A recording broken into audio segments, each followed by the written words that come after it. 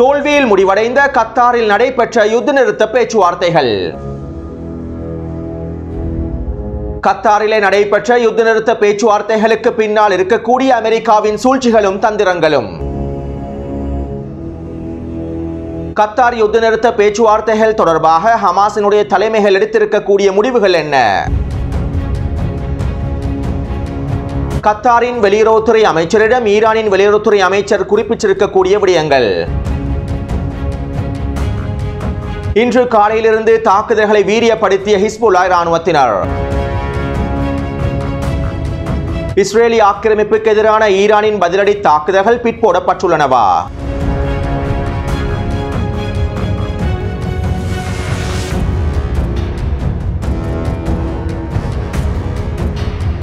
கடந்த 2 நாட்களாக கத்தாரிலே மேற்கொள்ளப்பட்ட பேச்சுவார்த்தைகளுடைய முடிவுகளை ஒரு கூட்டறிக்கையாக வெளியிட்டிருந்தார்கள். கடந்த மே மாதம் 6ஆம் தேதி காசாவிலே யுத்த நிறுத்தத்தினை ஏற்படுத்துவது தொடர்பான ஒரு முன்மொழிவு ஒன்றினை ஜோ பைடன் வெளியிட்டிருந்தார். இதைத் தொடர்ந்து மே 31ஆம் தேதி ஐநாவின் பாதுகாப்பு சபையில் காசாவிலே யுத்த நிறுத்தத்தினை ஏற்படுத்துவதற்கான தீர்மானம் நிறைவேற்றப்பட்டது. இவ்வாறு கடந்த மே மாதம் 31ஆம் தேதி ஐநாவின் பாதுகாப்பு சபையிலே நிறைவேற்றப்பட்ட தீர்மானத்தை அடிப்படையாக கொண்டுதான் கத்தாரிலே கடந்த 2 நாட்களாக பேச்சுவார்த்தைகள் மேற்கொள்ளப்பட்டிருப்பதாகவும் அமெரிக்க ஊடகங்கள் செய்திகளை வெளியிட்டிருந்தன.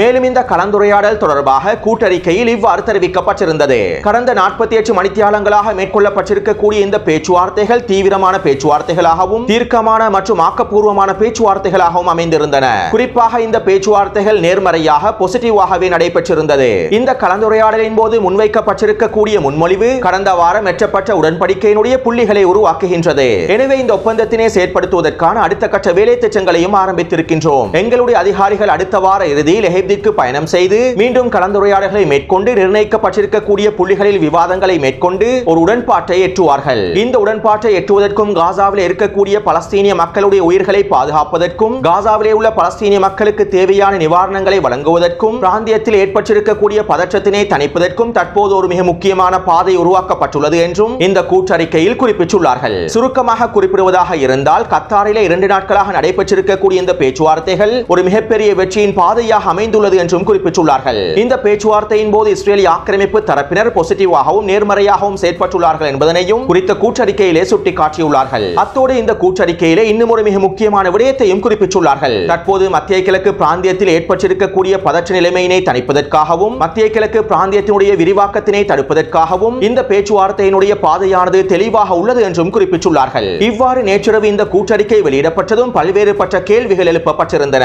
2 நாட்களாக நடைபெற்ற கலந்துரையாடல் வெற்றி அளித்துள்ளது என்கின்ற வாசகங்கள் பல்வேறுபட்ட சந்தேகங்களையும் கேள்விகளையும் எழுப்பியிருந்தன. கத்தாரிலே 2 நாட்களாக நடைபெற்ற கலந்துரையாடலில் இஸ்ரேலிய ஆக்கிரமிப்பு பிரதிநிதிகள் நேர்மறையாக நடந்து கொண்டார்களாக இருந்தால் ஏன் நேற்றைய தினமே யுத்த நிறுத்த பேச்சுவார்த்தைகளை முடிவுக்கு கொண்டு வரவில்லை என்கின்ற கேள்விகள் எழுப்பப்பட்டிருந்தன.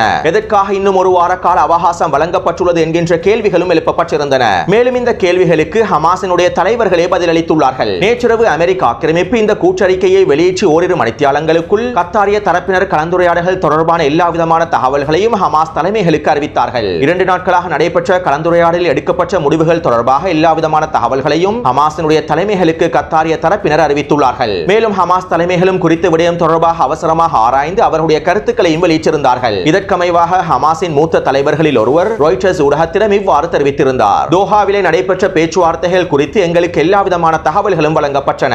ஆனால் ஜூலை 2ஆம் தேதி எங்களால் ஒப்புக்கொள்ளப்பட்ட ஒப்பந்தம் தொடர்பாக எந்த விதமான உறுதிப்பாடுகளும் வழங்கப்படவில்லை. அது மட்டுமல்லாமல் அமெரிக்க தரப்பினர் தோஹாவிலே நடைபெற்றிருக்கக்கூடிய பேச்சுவார்த்தை தொடர்பாக ஒரு தவறான நேர்மறையான சூழலை உருவாக்குவதற்கு முயற்சி செய்கின்றது என்றும் ஹமாஸினுடைய தலைவர்களில் ஒருவர் ராய்ட்டர்ஸ் ஊடகத்திடம் குறிப்பிட்டுள்ளார். அதேபோன்று தோஹாவிலே நடைபெற்ற பேச்சுவார்த்தைகள் எந்தவிதமான வளர்ச்சியையும் கொண்டிருக்கவில்லை. மேலும் இஸ்ரேலிய ஆக்கிரமிப்பு இன்னும் அதனுடைய நிலைப்பாட்டில் தான் இருக்கின்றது. இஸ்ரேலிய ஆக்கிரமிப்பு தொடர்ச்சியான நிபந்தனைகளையும் விதித்து வருகின்றது என ஹமாஸினுடைய தலைவர்களில் ஒருவர் அல் மாயாதின் ஊடகத்திடமும் குறிப்பிட்டுள்ளார். அதாவது அமெரிக்க ஆக்கிரமிப்பு தோஹாவிலே நடைபெற்ற பேச்சுவார்த்தையின் போது ஒரு புதிய முன்மொழிவு ஒன்றினை முன்வைத்துள்ளது. மே மாதம் 31ஆம் தேதி ஐநாவின் பாதுகாப்பு சபையில் நிறைவேற்றப்பட்ட தீர்மானத்திற்கு அமைவாகவே இந்த புதிய ஒப்பந்தம் மேற்கொள்ளப்பட்டுள்ளது என்று கூறி அமெரிக்க ஆக்கிரமிப்பு வேறு விதமான புதிய முன்மொழிவு ஒன்றினை முன்வைத்துள்ளது. மே மாதம் ஜோ பைடன் முன்வைத்த முன்மொழிவையும் ஐநாவின் பாதுகாப்பு சபையிலே நிறைவேற்றப்பட்ட முன்மொழிவையும் ஹமாஸ் தலைமைகள் வரவேற்றிருந்தார்கள். இப்படியான நிலைமையில் தான் அமெரிக்கா குறித்த ஒப்பந்தத்திலே சில மாற்றங்களை ஏற்படுத்தி தற்போது புதிய முன்மொழிவு ஒன்றினை கத்தாரினுடைய பேச்சுவார்த்தையில் முன்வைத்துள்ளது.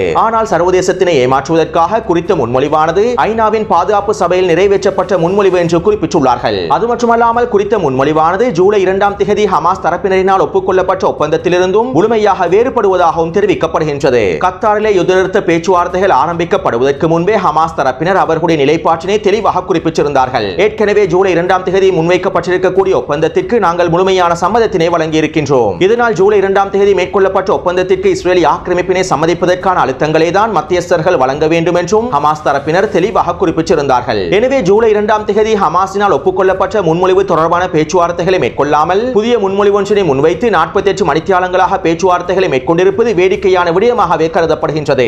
மேலும் இந்த 48 மணி நேர கலந்துரையாடல்களுக்கு பின்னால் இருக்கக்கூடிய சூழ்ச்சிகள் தொடர்பாகவும் தந்திரங்கள் தொடர்பாகவும் ஹமாஸினுடைய தலைமைகள் இவ்வாறு தெரிவித்துள்ளார்கள். தோஹா பேச்சுவார்த்தையின் முடிவுகளை மத்தியஸ்தர்கள் எங்களுக்கு தெரிவித்ததற்கு பிறகு ஆக்கிரமிப்பு ஒப்பந்தத்தை விரும்பவில்லை என்பதனை நாங்கள் மீண்டும் உறுதிப்படுத்தினோம். இஸ்ரேலி ஆக்கிரமிப்பு ஒப்பந்தத்தினை இழுத்தடிப்பு செய்வதற்காக புதிய நிபந்தனைகளை விதிக்கின்றது என்றும் ஹமாஸினுடைய மூத்த தலைவர்களில் ஒருவர் அல் ஜசீரா ஊடகத்திடம் குறிப்பிட்டுள்ளார். அதேபோன்று ஹமாஸினுடைய மூத்த தலைவர்களில் ஒருவரான மஹமூத் மர்தாவி அவர்கள் இவ்வாறு தெரிவித்துள்ளார். ஜூலை 2ஆம் தேதி முன்மொழிவுடன் ஒத்துப்போகாத எந்த ஒரு தீர்வையும் நாங்கள் ஏற்றுக்கொள்ள மாட்டோம். இஸ்ரேலி ஆக்கிரமிப்பின் குற்றங்களை மூடிமறைக்கும் அமெரிக்காவின் நிலைப்பாட்டிற்கு பலஸ்தீனிய மக்கள் விலை கொடுக்க மாட்டார்கள் என்றும் மஹமூத் மர்தாவி அவர்கள் தெரிவித்துள்ளார். அடுத்து ஹமாஸினுடைய அரசியல் குழு உறுப்பினர் காசி ஹமாத் அவர்கள் இவ்வாறு தெரிவித்துள்ளார். காசா பகுதியின் எந்த பிரதேசத்திலும் ஆக்கிரமிப்பை நாங்கள் எந்த வகையிலும் அனுமதிக்க மாட்டோம். நெட்டன்யாஹூ அவருக்கு தேவையான அதிகளவான நேரத்தினை பெற்றுக் கொள்வதற்கே விரும்புகின்றார். பிலடெல்பியா எல்லை பிரதேசத்திலிருந்தும் நெட்டன்யாஹூ வெளியேறுவதற்கு விரும்பவில்லை. இஸ்ரேலி ஆக்கிரமிப்பு ஒப்பந்தத்திலே ஒரு ஓட்டையை விட்டு விடுவதற்கு விரும்புகின்றது. மேலும் இந்த ஓட்டையினை பயன்படுத்தி மீண்டும் போரை ஆரம்பிப்பதற்கும் திட்டமிடுகின்றது. தோஹாவில் நடைபெற்றிருக்கக்கூடிய பேச்சுவார்த்தைகளில் சர்ச்சைக்குரிய பிரச்சனைகள் எதுவுமே தீர்க்கப்படவில்லை. மேலும் எங்களுடைய நிலைப்பாடானது வலுவானது மற்றும் உறுதியானது.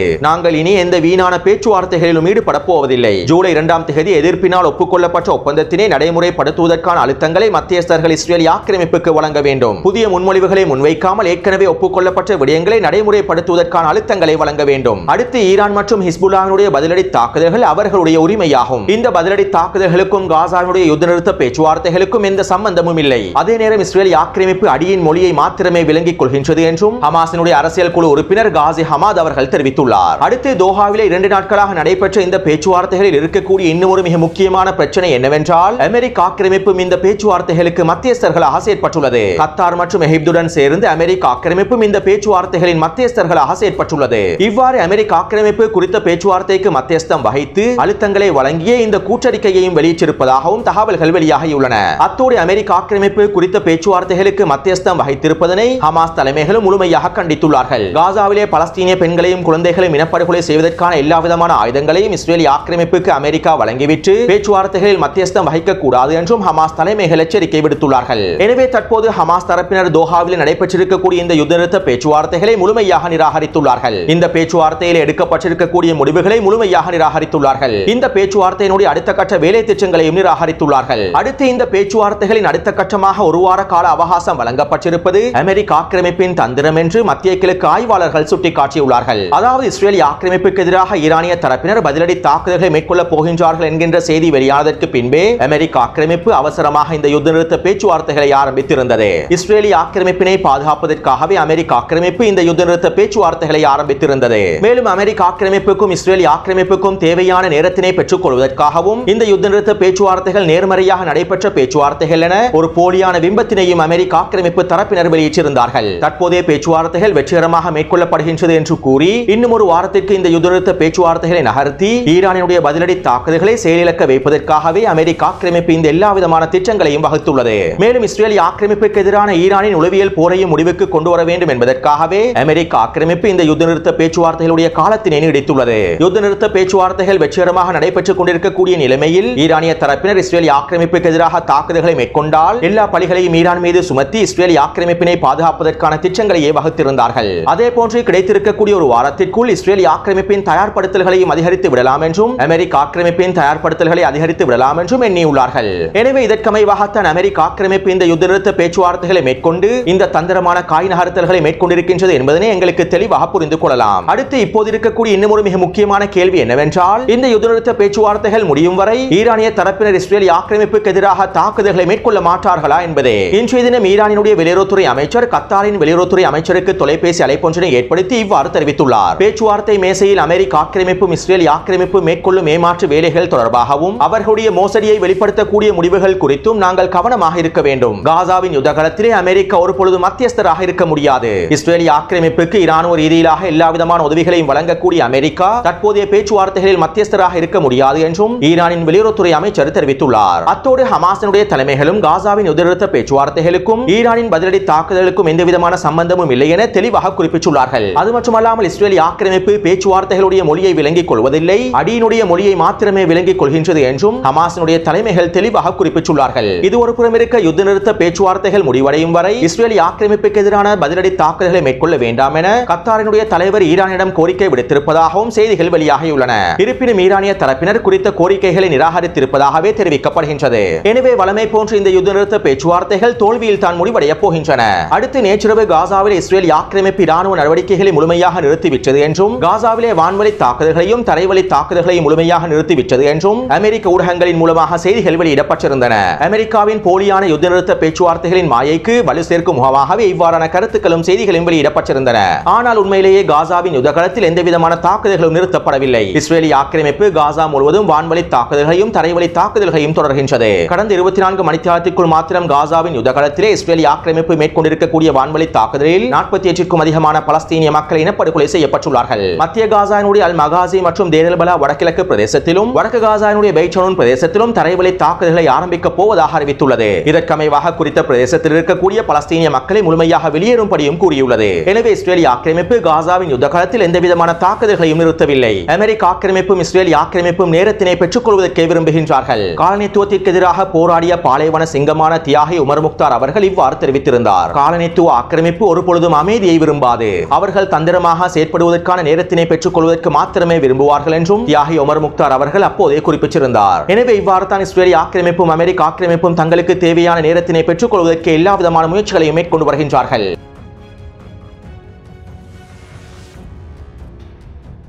இன்று மாலை இஸ்ரேலிய ஆக்கிரமிப்பின் டெல் அவீவ் பிரதேசத்தில் 5க்கும் அதிகமான கட்டிடங்கள் தீப்பற்றி எரிந்துள்ளன. டெல் அவீவ் தெற்கு பிரதேசத்தில் இருக்கக்கூடிய குடியிருப்பு கட்டிடங்கள், வாகனங்கள் மற்றும் அதற்கு அருகாமையில் இருக்கக்கூடிய சொத்துக்கள் என அனைத்தும் தீயில் கருகியுள்ளன.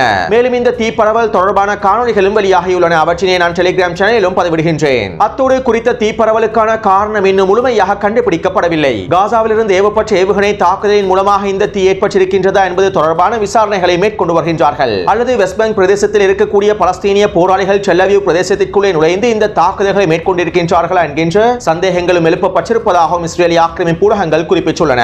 எது எவ்வாறு இருப்பினும் குறித்த தீப்பரவல் காரணமாக நூற்றுக்கணக்கான நிலத்தொடர்கள் பாதிக்கப்பட்டுள்ளார்கள். அடுத்து காசாவின் யுத்தகலத்தில் பலஸ்தீனிய போராளிகள் தொடர்ச்சியாக தரமான தாக்குதல்களை மேற்கொண்டு வருகின்றார்கள். இதற்கமைவாக அல் கஸாம் படையினர் வடக்கு காசாவின் தால் அல் ஹவா தெற்கு பிரதேசத்தில் 2 தரமான பொறிகளை வைத்துள்ளார்கள். பூகம்ப வெடிகுண்டான ஜில்சல் வெடிகுண்டை பயன்படுத்தி இந்த 2 தரமான பொறிகளையும் வைத்துள்ளார்கள். மேலும் இந்த பொறியில் இஸ்ரேலிய ஆக்கிரமிப்பின் 2 விசேட படைக்குழுக்கள் வசமாக சிக்கி வெடித்து சிதறியுள்ளார்கள். இந்த தாக்குதலினால் குறித்த பிரதேசத்திலே 10க்கும் அதிகமான இஸ்ரேலிய ஆக்கிரமிப்பு சிப்பாய்கள் அழிக்கப்பட்டும் படுகாயமும் அடைந்துள்ளார்கள். இதைத் தொடர்ந்து அல் கஸாம் படையினர் குறித்த பிரதேசத்தில் அதிரடியான ஒஃபென்சிவ் தாக்குதல்களை மேற்கொண்டுள்ளார்கள். தால் அல் ஹவா தெற்கு பிரதேசத்தில் இருக்கக்கூடிய பல்கலைக்கழக வளாகத்தில் பதுங்கியிருந்த இஸ்ரேலிய ஆக்கிரமிப்பு சிப்பாய்களை சுற்றி வளைத்து இந்த ஒஃபென்சிவ் தாக்குதல்களை மேற்கொண்டுள்ளார்கள். இதன்போது எந்திர துப்பாக்கிச்சூட்டு தாக்குதல்களும் டிபிஜி ஏவுகணை தாக்குதல்களும் ஆளெதிர்ப்பு ஏவுகணை தாக்குதல்களும் மேற்கொள்ளப்பட்டுள்ளன. மேலும் இந்த தாக்குதலினாலும் பல இஸ்ரேலிய ஆக்கிரமிப்பு சிப்பாய்கள் பூஜ்ய தூரத்தில் அளிக்கப்பட்டுள்ளார்கள். அது மட்டுமல்லாமல் இவர்களை அள்ளிச் செல்வதற்காக 5க்கும் அதிகமான ஹெலிகாப்டர்கள் வருகை தந்திருப்பதாகவும் தெரிவிக்கப்படுகின்றது. மேலும் குறித்த சம்பவம் தொடர்பாக இஸ்ரேலிய ஆக்கிரமிப்பு ஊடகங்களும் குறிப்பிட்டுள்ளன.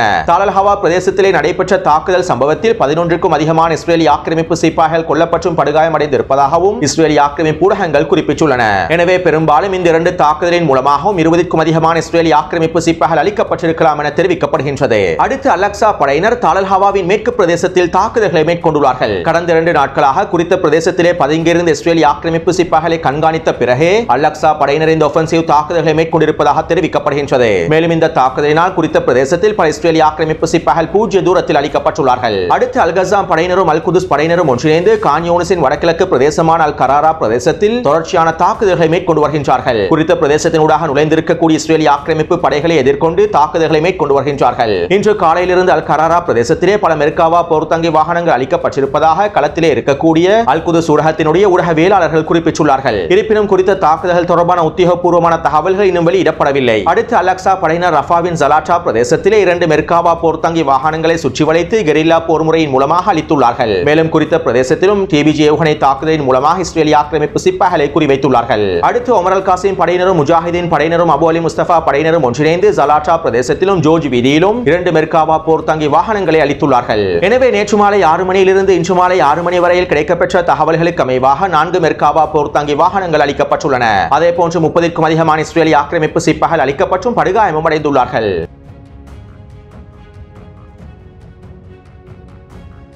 நேற்றைய தினம் ஹிஸ்புல்லா ராணுவத்தினர் மொத்தமாக 8 தாக்குதல்களை மேற்கொண்டிருந்தார்கள். இஸ்ரேலிய ஆக்கிரமிப்பு சிப்பாய்கள் நிலை கொண்டிருக்கக்கூடிய 5 புள்ளிகளை இலக்கு வைத்தும் இஸ்ரேலிய ஆக்கிரமிப்பு நிலத்திடர்களுடைய குடியிருப்பு பிரதேசங்களை இலக்கு வைத்தும் அதிரடியான ஏவுகணை தாக்குதல்களையும் கவசதிர்ப்பு ஏவுகணை தாக்குதல்களை மேற்கொண்டிருந்தார்கள். அதேபோன்று இன்று காலையிலிருந்து ஹிஸ்புல்லா ராணுவத்தினர் தரமான வீரியமான தாக்குதல்களை மேற்கொண்டு வருகின்றார்கள். இதற்கமைவாக இன்று காலை ஹிஸ்புல்லா ராணுவத்தினர் ஆக்கிரமிக்கப்பட்ட வடக்கு பிரதேசத்தில் இருக்கக்கூடிய ஈலாட் ஹஷாஹர் பிரதேசத்தில் 60க்கும் அதிகமான ஏவுகணை தாக்குதல்களை மேற்கொண்டுள்ளார்கள். இந்த ஏவுகணை தாக்குதலினால் குறித்த பிரதேசத்தில் இருக்கக்கூடிய 10 இடங்களில் தீப்பரவல் ஏற்பட்டுள்ளது. மேலும் இந்த தீப்பரவலானது நிலத்திடர்களுடைய குடியிருப்பு கட்டிடங்களையும் பாதித்துள்ளது என்றும் இஸ்ரேலிய ஆக்கிரமிப்பு ஊடகங்கள் குறிப்பிட்டுள்ளன. மேலும் இந்த தாக்குதலினால் 5க்கும் அதிகமான நிலத்திடர்கள் படுகாயமடைந்துள்ளார்கள். இதைத் தொடர்ந்து ஹிஸ்புல்லா ராணுவத்தினர் மர்கலிட் பிரதேசத்தில் இருக்கக்கூடிய நிலத்திடர்களின் குடியிருப்பு பிரதேசத்தை இலக்கு வைத்து ஏவுகணை தாக்குதல்களை மேற்கொண்டுள்ளார்கள். மேலும் இஸ்காவாம் பிரதேசத்தில் இருக்கக்கூடிய இஸ்ரேலிய ஆக்கிரமிப்பு சிப்பாய்கள் இலக்கு வைத்து 3 ட்ரோன் தாக்குதல்களை மேற்கொண்டுள்ளார்கள். இந்த தாக்குதலில் 2 இஸ்ரேலிய ஆக்கிரமிப்பு சிப்பாய்கள் அளிக்கப்பட்டிருப்பதாக தெரிவிக்கப்படுகின்றது. இருப்பினும் 2 சிப்பாய்கள் படுகாயமடைந்திருப்பதாகத்தான் இஸ்ரேலிய ஆக்கிரமிப்பு ராணுவம் குறிப்பிட்டுள்ளது. மேலும் இன்று மாலை குறித்த பிரதேசத்திலே ஹிஸ்புல்லா ராணுவத்தினர் தொடர்ச்சியான தரமான தாக்குதல்களை மேற்கொண்டு வருகின்றார்கள். எனவே இந்த காணொலி தொடர்பான கருத்துக்களை பதிவிடுங்கள். தொடர்ந்து என்னுடன் இணைந்திருங்கள். நன்றி, வணக்கம்.